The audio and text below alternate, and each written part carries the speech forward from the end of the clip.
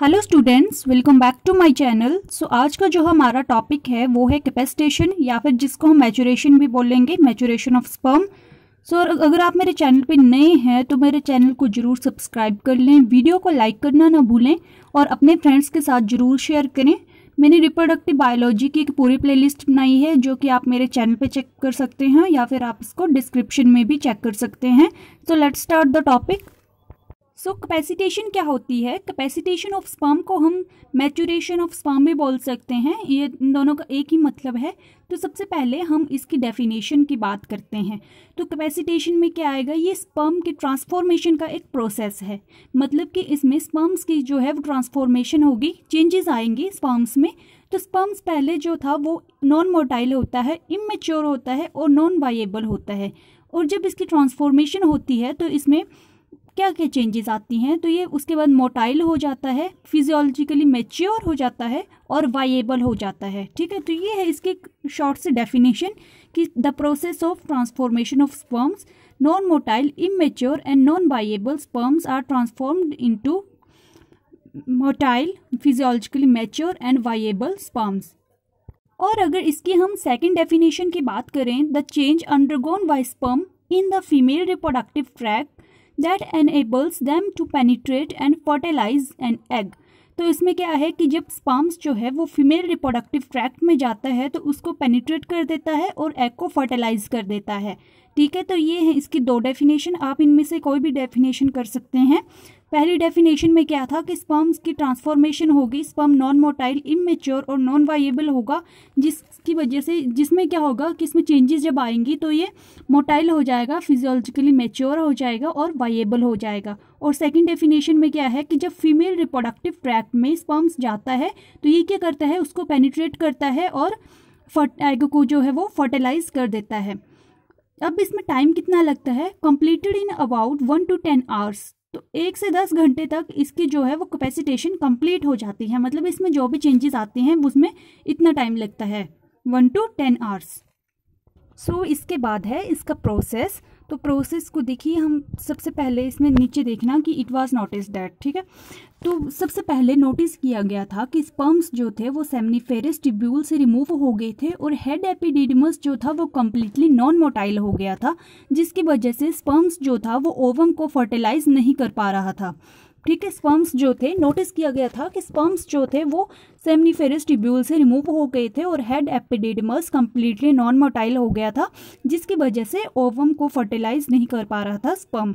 ठीक है, तो इसके लिए क्या किया गया, इन्होंने क्या देखा कि स्पर्म्स को इन्होंने कुछ टाइम के लिए स्टोर कर दिया बॉडी एपिडिडमस में।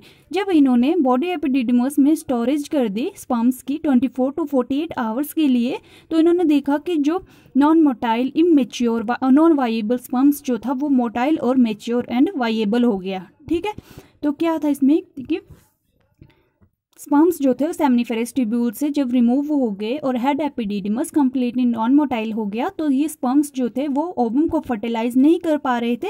इसके लिए इन्होंने जो था वो बॉडी एपिडिडमस में स्पर्म्स को टेम्परेरीली स्टोर कर दिया, जिसकी वजह से नोटिस किया कि स्पर्म्स जो थे वो मोटाइल भी हो गए और साथ में वो मैच्योर भी हो गए। Sertoli cells of the testis secrete nutrients, that is hormones and enzymes which are essential for sperm's maturation। So testis के जो सर्टोली सेल्स थे वो कुछ न्यूट्रिएंट्स सीक्रेट कर रहे थे और ये न्यूट्रिएंट्स कौन से थे? हॉर्मोन्स और एंजाइम्स, और एक किस में हेल्पफुल थे? ये स्पर्म्स के मैचुरेशन के लिए।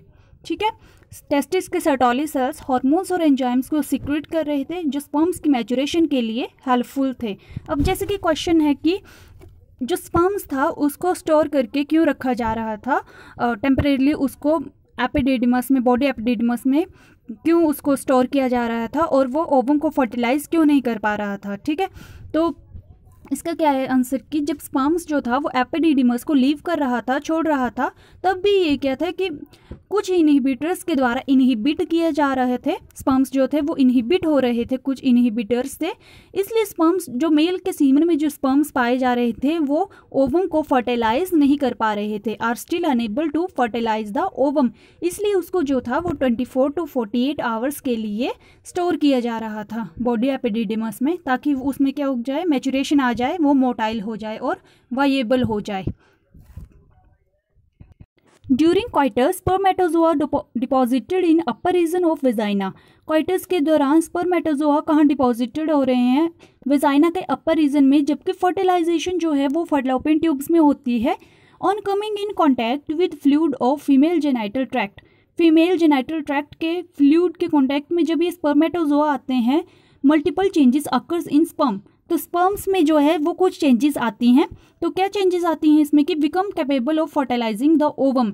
ये ओवम को फर्टिलाइज करने के कैपेबल हो जाता है, योग्य हो जाता है, and known as the sperm capacitation. तो इसी को ही हम स्पर्म कैपेसिटेशन बोलते हैं। ठीक है, स्पर्मेटोजोआ जो है जब अपर रीजन, वेजाइना के अपर रीजन में डिपॉजिटेड किया जाता है, जबकि फैलोपियन ट्यूब्स में फर्टिलाइजेशन होती है। तो क्या होता है कि फीमेल जेनाइटल ट्रैक्ट के जब कॉन्टैक्ट में आता है ये स्पर्मेटोजोआ, तो स्पर्म्स में जो है जो कुछ चेंजेस आती हैं। तो ये चेंजेस क्या आती हैं कि ये ओवम को फर्टिलाइज कर देता है, इसी को हम स्पर्म कैपेसिटेशन बोलते हैं। इसके बाद है कि changes involve in capacitation. Capacitation के दौरान क्या क्या चेंजेस आती हैं? तो सबसे पहले है membrane of sperm head becomes more permeable to calcium ion. जो स्पर्म्स का जो हेड मेम्ब्रेन है, हेड की जो मेम्ब्रेन है वो ज़्यादा परमेएबल हो जाते हैं कैल्शियम आयन के लिए। इस क्या होता है कि enter the sperm due to electrochemical gradient. Sperm head की जो मेम्ब्रेन है उसमें से कैल्शियम आयन जो है वो एंटर कर सकते हैं।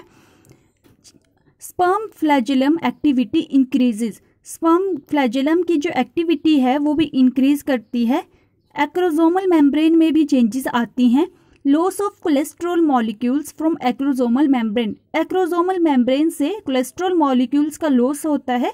Sperm surface have inhibitory factors removed by uterine and fallopian tube fluids. Sperm के सरफेस में कुछ इनहिबिटरी फैक्टर्स होते हैं जिसको कौन रिमूव करता है? यूटेराइन और फैलोपियन ट्यूब के फ्लूइड्स। सो स्टूडेंट्स, ये था topic capacitation. I hope so आपको ये समझ आ गया होगा। अगर आपको कोई भी क्वेरी हो तो आप मुझे ईजिली कमेंट कर सकते हैं। आप रिप्रोडक्टिव बायोलॉजी की सारी प्लेलिस्ट डिस्क्रिप्शन में जाके चेकआउट कर सकते हैं, या फिर चैनल में भी आप चेकआउट कर सकते हैं। So please subscribe my channel, like the videos and also share with your friends. Thank you so much.